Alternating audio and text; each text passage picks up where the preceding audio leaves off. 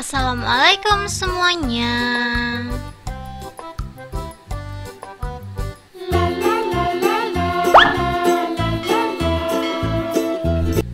Langsung aja di langkah pertama. Di sini aku udah siapin 200 gram tepung tapioka. Aku bakal mix pakai 50 gram tepung beras ketan ya teman-teman ya. Ini nanti fungsinya biar kalau minyak gorengnya masih panas, dia tuh nggak meledak-meledak gitu loh teman-teman. Kalau digoreng biasanya tapioka itu kan gorengnya harus pakai minyak dingin, jadi biar nggak meledak-meledak, jadi aku mix pakai tepung ketan. Untuk tepung ketannya pakai 50 gram aja ya.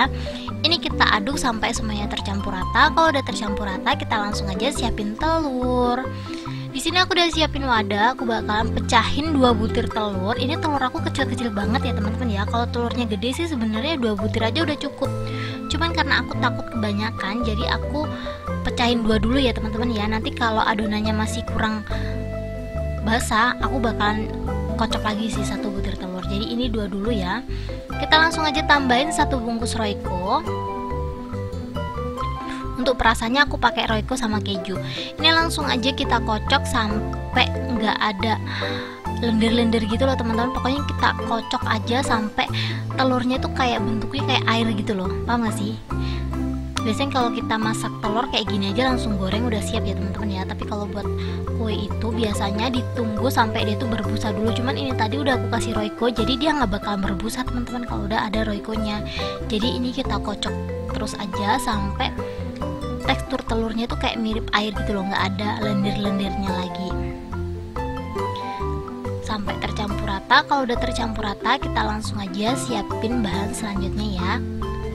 Ini sih menurut aku udah cukup ya teman-teman ya. Tuh kalian bisa lihat. Kalau udah di sini aku udah siapin 50 gram keju. Ini kejunya aku parutnya itu kayak ngambang gitu loh teman-teman. Soalnya kalau terlalu keras nanti serutannya terlalu tebal dan itu nanti bakalan kayak bergerindil. Jadi aku tuh ngalusinnya tuh bener-bener kayak pelan banget gitu biar dia tuh nggak terlalu tebal gitu. Ini kita serut aja semua 50 gramnya. Kalau kalian pengen lebih ngeju gitu ya teman-teman ya, itu bisa pakai lebih untuk kejunya. Lanjut, kalau udah kita langsung aja masukin tepung tapioka yang udah kita mix sama tepung ketan tadi. Kita masukinnya sedikit-sedikit aja ya teman-teman ya. Sebenarnya langsung dimasukin semua juga nggak apa-apa sih, soalnya nanti ini tuh kalau kurang telurnya aku bakalan tambahin lagi gitu loh teman-teman. Tapi ya nggak tahu sih, aku pengen kayak pelan-pelan aja gitu loh nunjukinnya step by step, jadi jelas, biar bener-bener jelas, biar kalian tuh bener-bener paham gitu.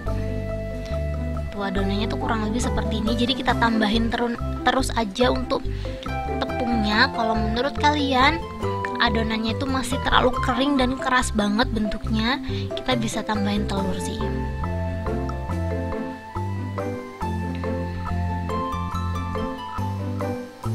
Ini karena ribet pakai whisker, jadi whiskernya aku bersihin dan aku tuang semuanya. Dan ini aku ngaduknya pakai tangan ya, insya Allah tangan aku bersih teman-teman. Kalau kalian geli, kalian bisa pakai mixer ya. Cuman karena aku tuh ribet gitu loh kalau pakai mixer gitu teman-teman, karena ini tuh kan resepnya cemplung aduk gitu ya. Jadi kita langsung aja buat ala rumahan gitu loh. Kalau kalian mau jualan atau produksi gede-gedean bisa dijaga sih kebersihannya. Tapi insya Allah walaupun ini aku tuh rumahan, aku jaga banget sih kebersihannya, karena ini kan aku makan sendiri teman-teman. Jadi nggak mungkin aku makan sendiri terus aku buat yang kotor, kan nggak mungkin ya. Tuh ini aja sebenarnya udah berat banget adonannya dan sisa tepungnya tuh masih banyak gitu loh teman-teman.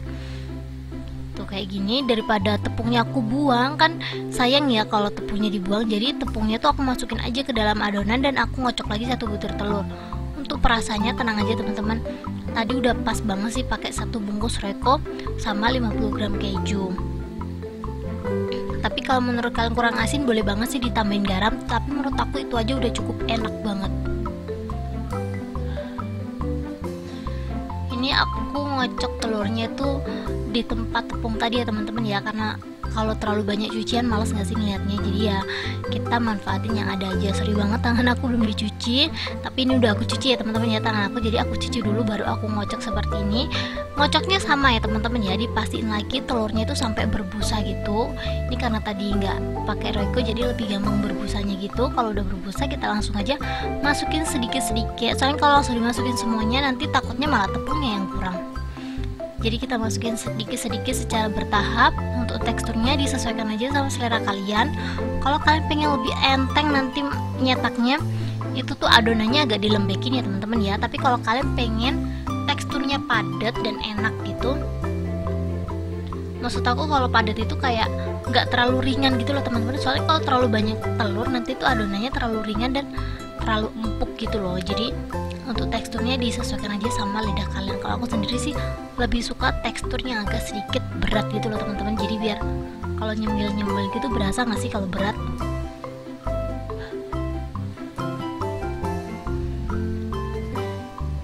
Ini diaduk terus aja, pokoknya teksturnya itu disesuaikan aja sama selera kalian. Dan kalau kalian nanya ini tuh berat apa enggak teman-teman, lebih berat kita ngadon donat. Aku tuh bener-bener kalau suruh ngulainin donat, aku ampun teman-teman, sedikit trauma. Soalnya kalau donat itu kan 30 menit kita ngadonin, pegel dan dia tuh lengket-lengket gitu. Tapi kalau ini nggak lengket-lengket gitu loh teman-teman, dan adonannya nggak berasa sama sekali. Dan menurut aku ini adonannya udah pas banget ya, kan bisa lihat ini udah bisa dipulung,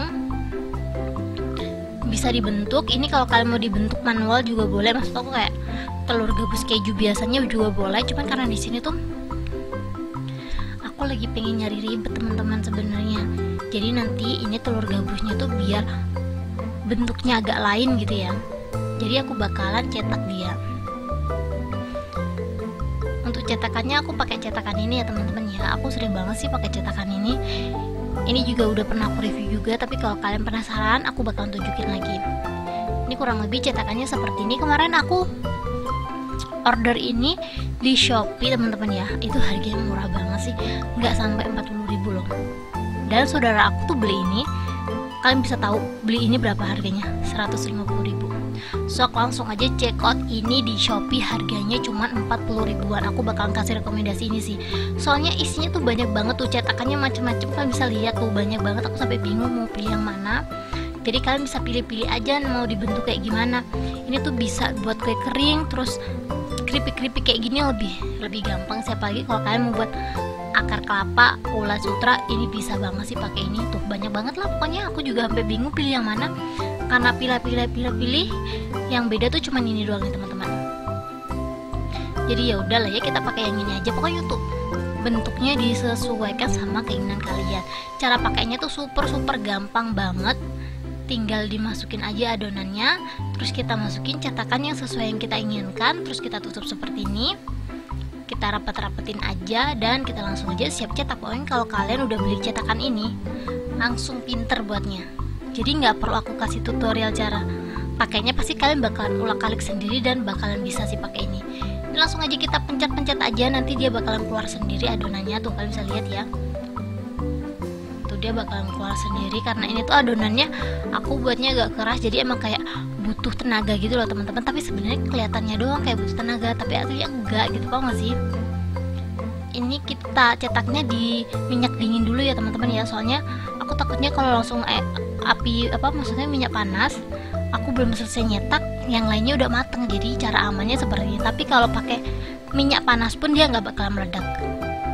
Jadi aman ya teman-teman ya. Jadi kalau kalian mau matiin kompor dulu terus nyetak di minyak panas itu masih bisa banget ya teman-teman ya. Ini langsung aja kita masak. Kalau adonannya menurut aku udah cukup. Jadi kalau menurut kalian adonannya udah cukup, kita langsung aja masak.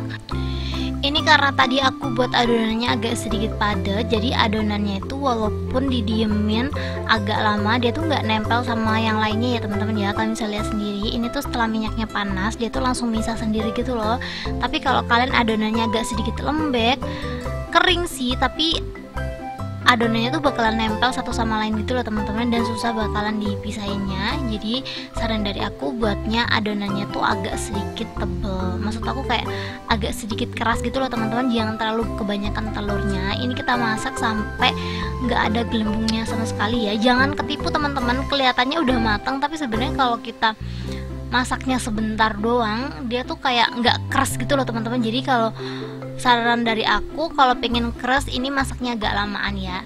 Emang kelihatannya udah mateng tapi sebenarnya ini tuh cuman kayak ya mateng sih, cuman nggak bisa keras gitu loh teman-teman. Ini aku aduk-aduk biar matangnya merata. Ini sambil dihancurin juga nggak apa-apa sih, kan nggak mungkin kita makan tuh panjang-panjang kayak gitu, nggak mungkin ya teman-teman ya.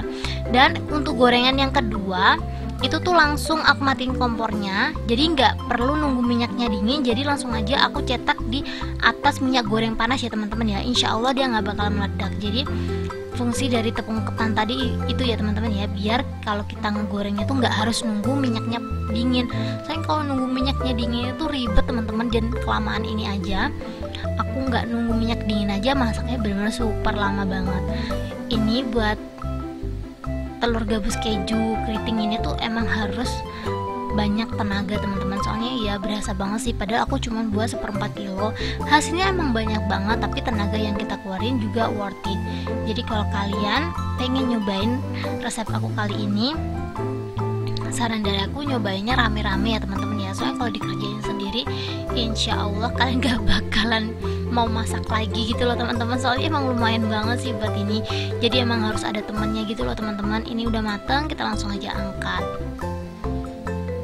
Kita goreng semuanya sampai habis ya teman-teman ya. Ini tadi aja sedikit adonan jadinya sebanyak itu.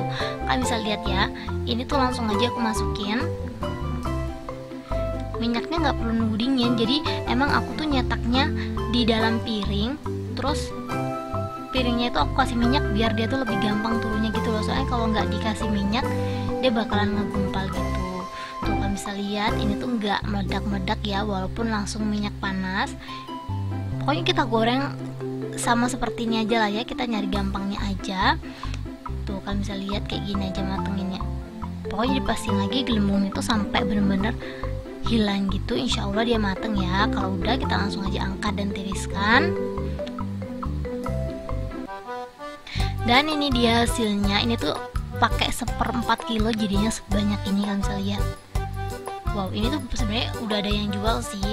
Ini tuh sebenarnya cetakannya tuh spiral gitu loh teman-teman, kayak cetakan pasta tapi yang spiral. Cuman karena aku nggak punya, jadi ya ala Razer RF aja kali ya. Termurah, tergampang, dan terhemat. Ini langsung aja kita cobain. Bismillahirrahmanirrahim.